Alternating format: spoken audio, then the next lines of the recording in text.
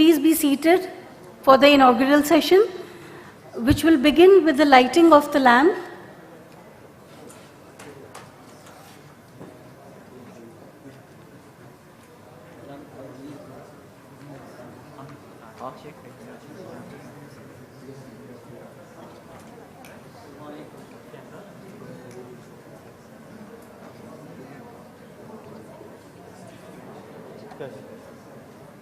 واحد اثنين كده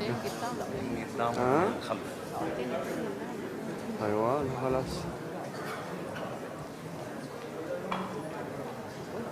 ما يقدر يدعك فاتح انا رجيت وفاتح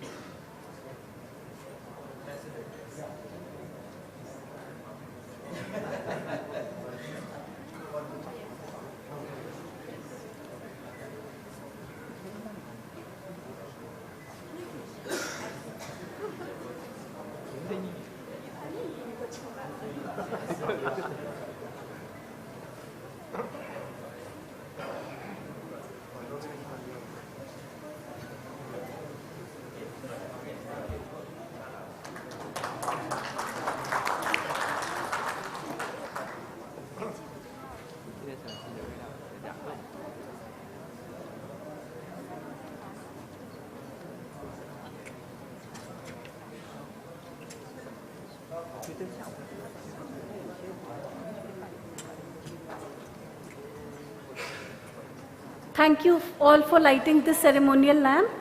May I now invite the President of the 54th Annual Session, His Excellency Mr. Liu Zhenmin, the Vice Minister of Foreign Affairs of the People's Republic of China, to make his presidential remarks. Thank you.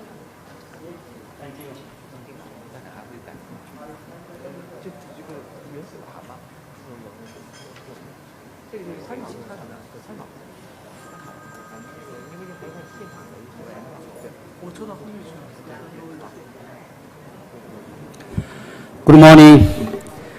Good morning, dear colleagues. We will now begin with the inaugural session.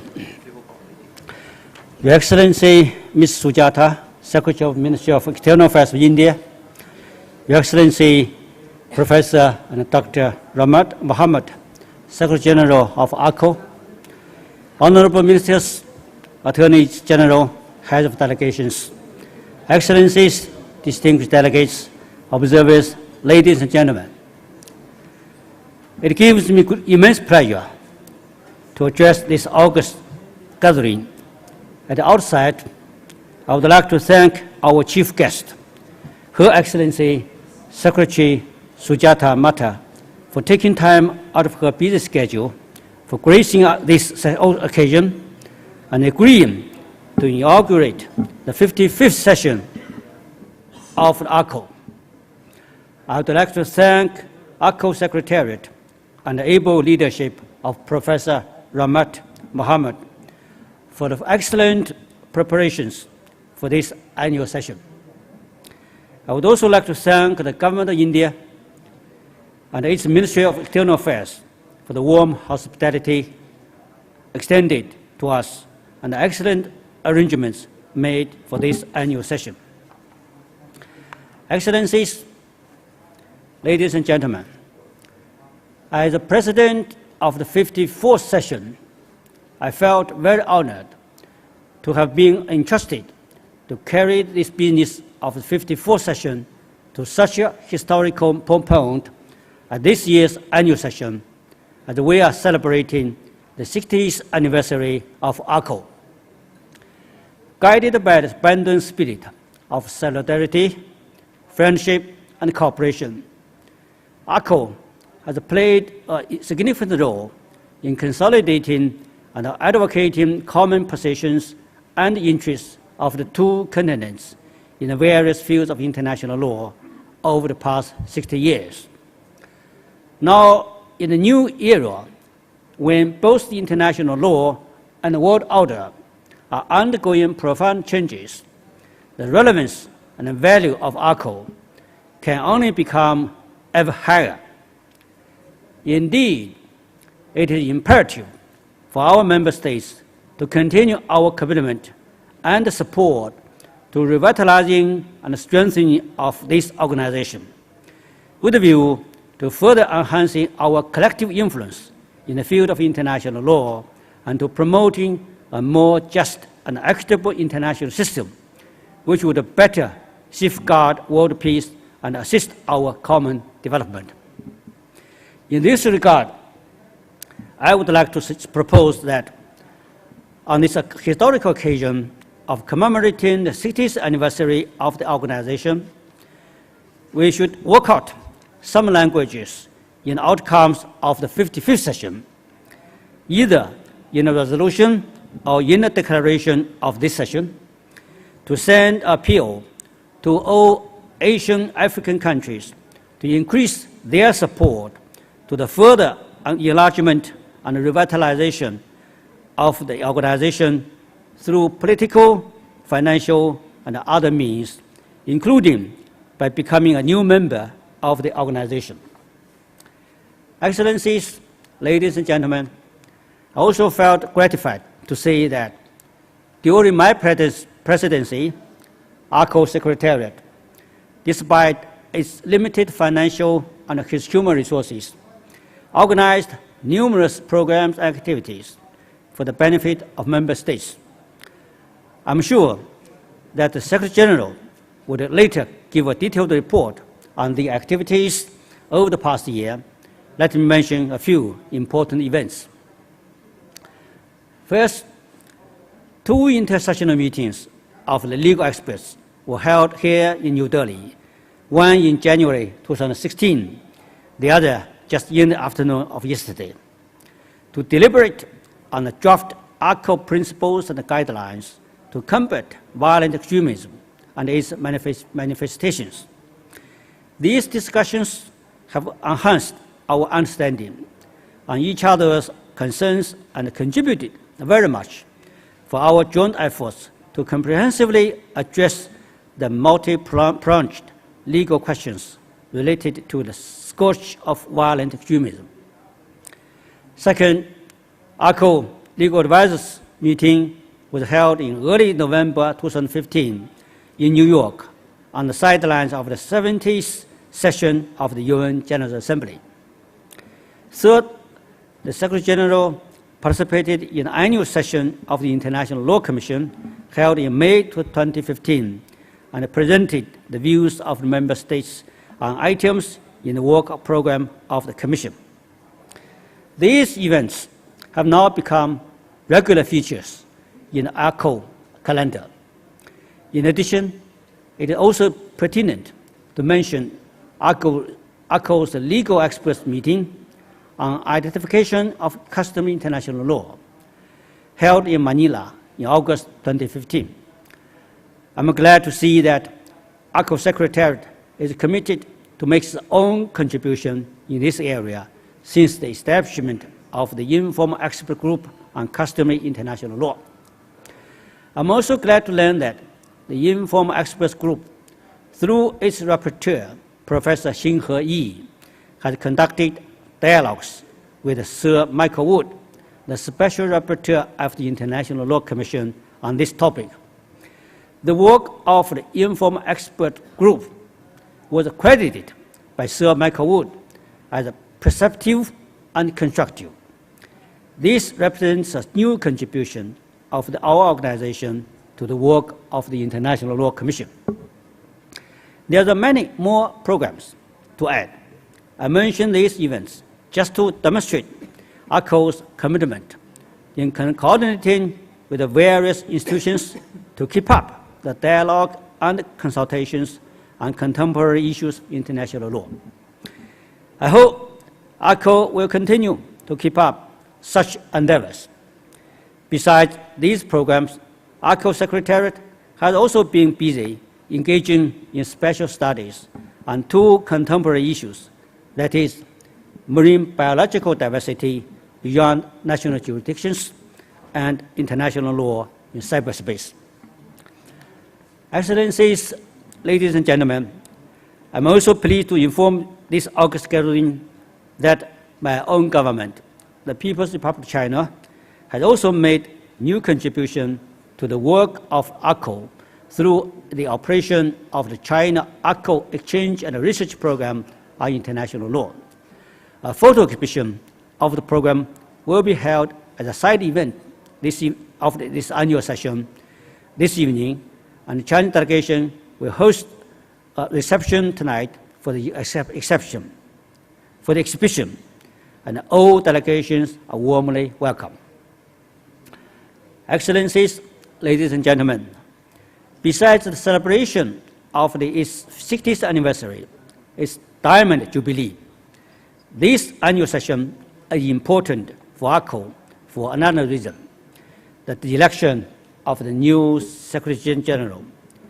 Before touching on the election, I would like to take this opportunity to express my deepest appreciation to the current Secretary General, Professor and Dr. Ramad Mohammed, for his spirited leadership, steadfast commitment, tireless efforts towards fulfilling the mandate entrusted on him by the member states. His almost 8-year tenure has been really remarkable and made a difference in the development of the organization. On election of the new Secretary General, this time we will have a Secretary General from Africa. I'm certain that he or she would pick up the baton from Professor and Dr. Ramat and lead the organization to a great height. Excellencies, ladies and gentlemen, we will discuss over the next 3 days important agenda items such as international law in cyberspace and the draft principles and guidelines to combat violent extremism and its manifestations.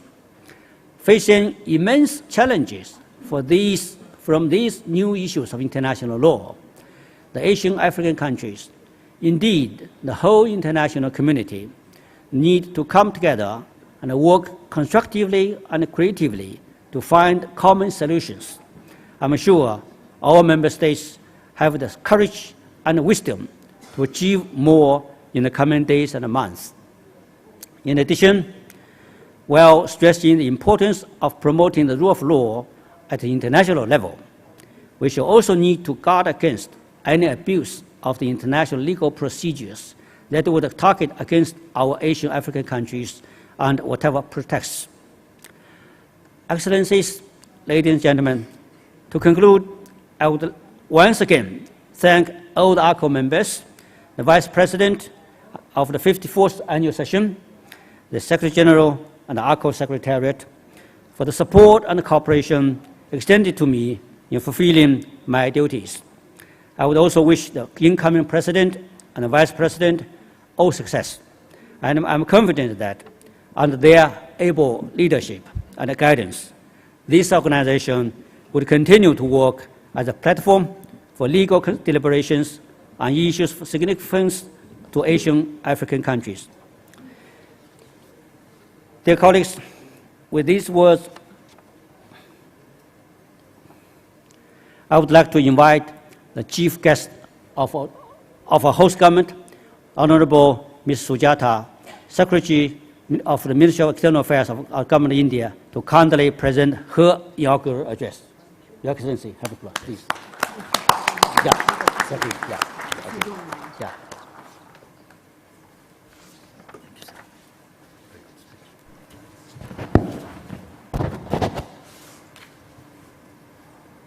Your Excellency, Minister Liu, Vice Minister of Foreign Affairs of the People's Republic of China and President of the 54th Annual Session of ALCO. Madam Vice President, Your Excellency Professor Dr. Ramad Mohammed, Secretary General of ALCO, and Your Excellency Mr. Hussein Panahi Azhar, Director General for International Legal Affairs of the Islamic Republic of Iran, and past President of the 53rd Annual Session of ALCO. Honorable Ministers and Honorable Attorneys General of Member States of ALCO, distinguished delegates, ladies and gentlemen. It is my privilege, on behalf of the Government of India, to welcome this distinguished gathering to Delhi for ALCO's 55th annual session.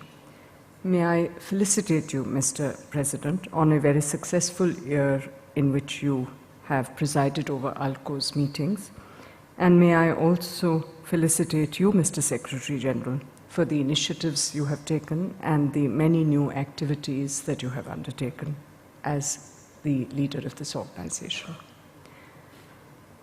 As a founder member of ALCO, and having had the privilege of hosting the organization here in Delhi since its inception in 1956, we are particularly gratified that this important session is being held in this city.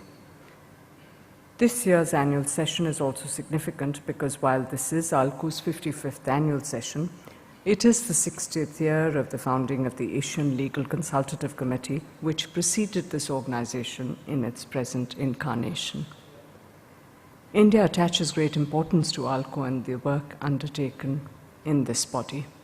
We have always participated in ALCO's activities with close interest, as we regard ALCO as an essential platform to discuss and help crystallize the needs and interests in the field of international law for countries of the Asian and African regions. In that sense, we see this organization as playing a central role in the development of international law regionally and beyond. It is worth recalling how ALCO came into being. At its inception, it was a tangible outcome of the historic Afro-Asian Conference in Bandung, at which 7 states, Indonesia, Iraq, Japan, Myanmar, Sri Lanka, the then United Arab Republic, and India, came together to establish the committee. Underlying the founding vision was the ambition to democratize the development and codification of international law and to broaden its base so that it becomes more reflective of the hopes and aspirations of the Asian and later, as the original committee evolved, the African continents.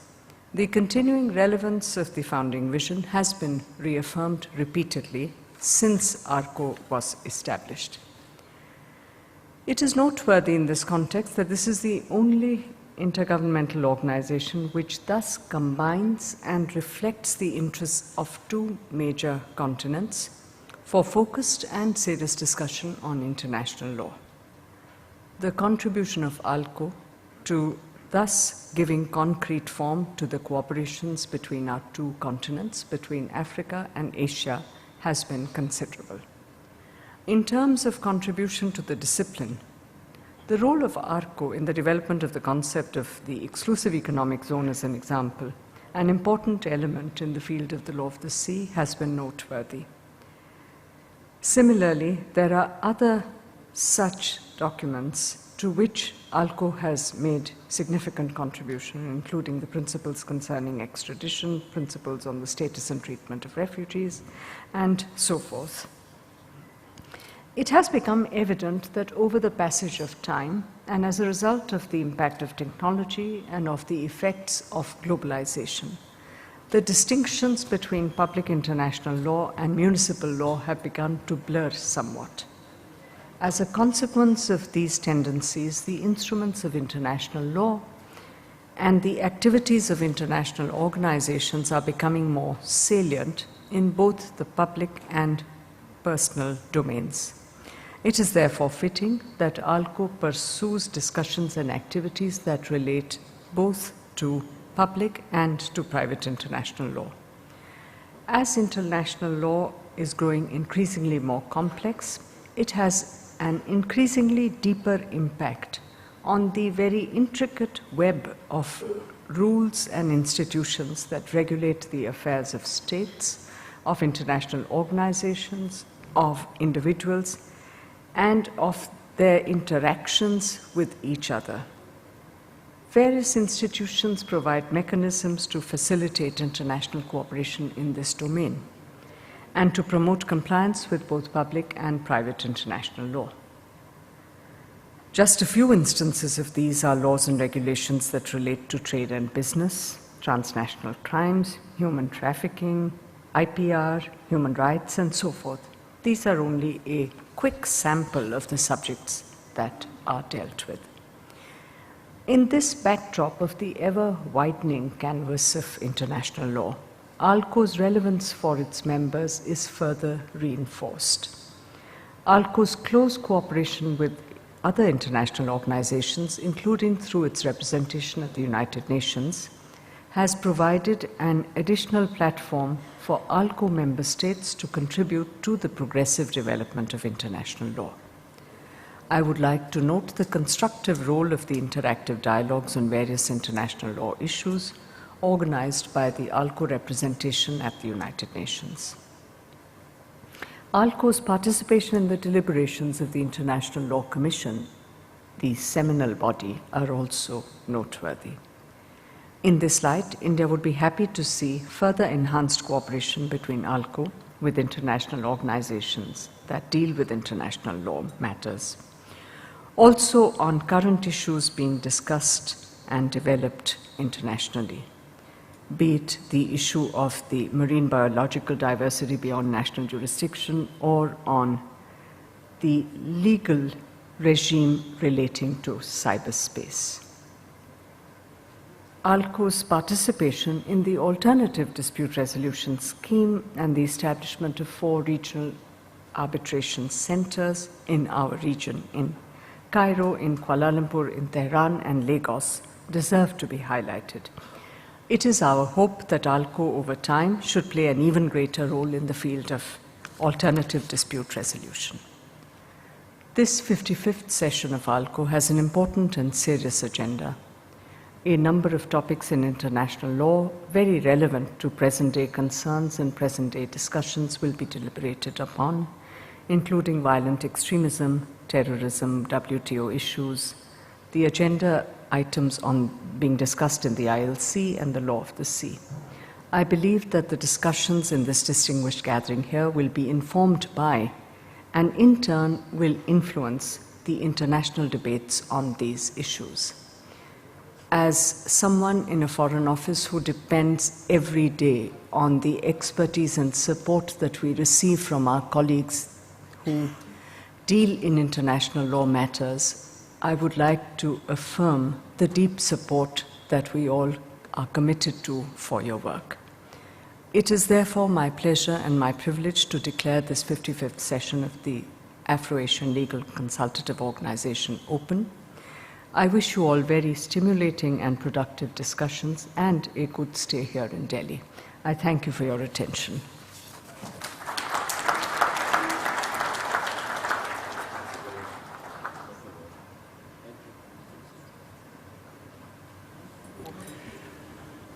Your Excellencies, ladies and gentlemen, I'd like to thank the Honorable Secretary of Sujata for his inspiring address, and I hope this would set the ball rolling for the deliberations during the 55th annual session of ALCO.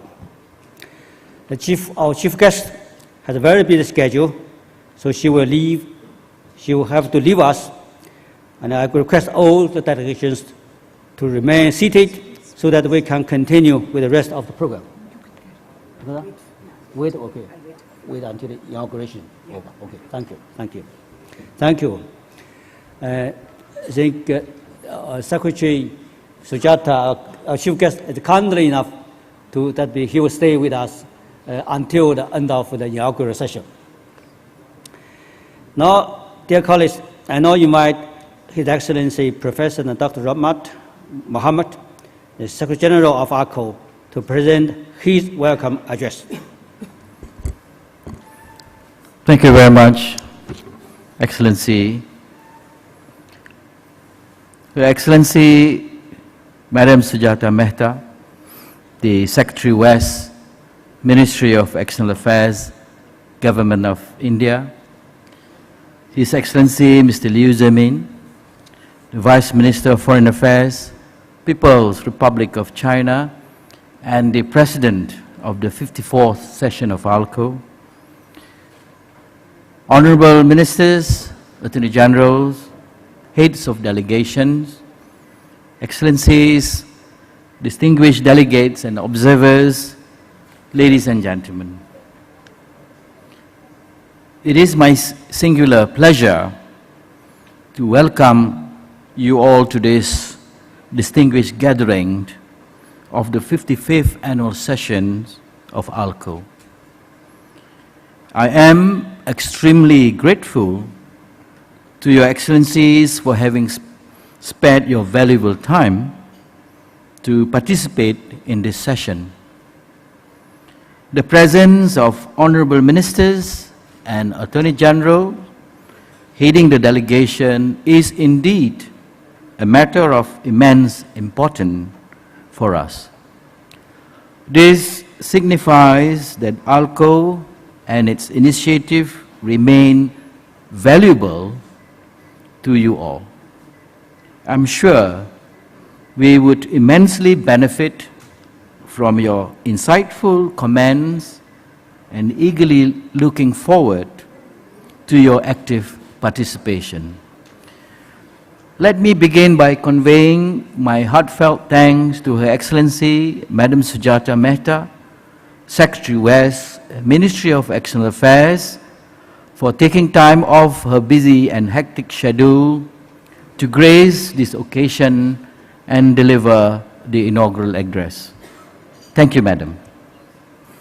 India, as the host government of ALCO, has been one of the most proactive participants in ALCO matters, and India's support remains invaluable to us for fulfilling the mandates entrusted on us. I would also like to express my sincere gratitude to His Excellency Mr. Liu Zemin, Vice Minister of Foreign Affairs, People's Republic of China, and the President of the 54th session of ALCO. His guidance and support have been instrumental in the successful organization of many events in the past year. I would particularly like to thank him and his government for establishing the China-ALCO Exchange and Research Program on International Law. The first initiative under this banner, a training program on international law, was successfully organized by the Ministry of Foreign Affairs of China at Xiamen University in China last year. Legal officers and diplomats from many member states participated in that 3-week-long program. I hope many more similar events will be held as part of this program, and I assure you full support from the ALCO Secretariat for holding them. Further, I would like to thank the Vice President of the 54th Annual Session, Honorable Professor Gitu Mugai, the Attorney General of Kenya, for his service and support. Excellencies, ladies and gentlemen, this annual session is important to the organization and the member states for many reasons. Firstly, ALCO is celebrating its 60th anniversary this year, as mentioned by the President of the 54th Annual Session. As you all know, it is a tangible outcome of the historic Bandung Conference. 7 countries which had freed themselves from colonial bondage decided to join hands to create a forum through which they may forge a common position on matters of international law and present it in various negotiating fora. And in November 1956, the Asian Legal Consultative Committee was established. The committee was meant to serve as an advisory body of legal experts to facilitate and foster exchange of views of legal matters of common concern to participating countries.